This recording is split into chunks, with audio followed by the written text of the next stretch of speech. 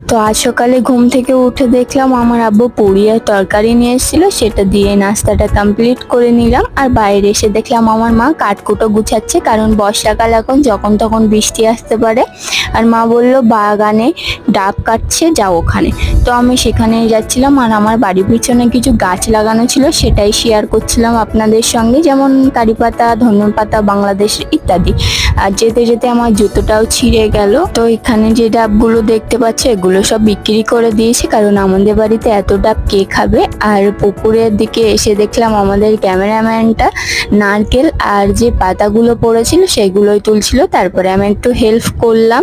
আর এই বাড়ির পিছনে পুকুরটা আর বাগানটা আমাদের। আর ক্যামেরাম্যান দেখো কত সুন্দর সাঁতার কাটছিল। তো দেখো এতগুলো ডাব আমাদের গাছ দিয়ে হয়েছে। তারপরে আমি এখন যাচ্ছি দোকানে, আর আমার আম্মাজি তাড়াতাড়ি করে কাঠগুলো গোছাচ্ছিল।